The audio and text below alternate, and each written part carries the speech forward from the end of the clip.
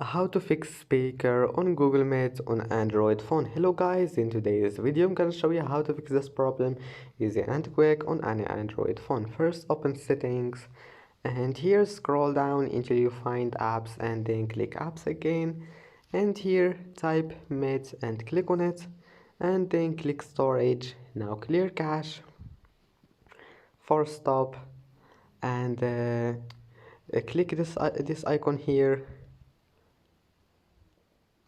Wait, click on it. Just click force stop and that's it. Don't click this one, and then click permissions and allow all of those. Now restart your phone and try again. And then if that also doesn't fix your problem, click Play Store and then make sure Google Meet is updated.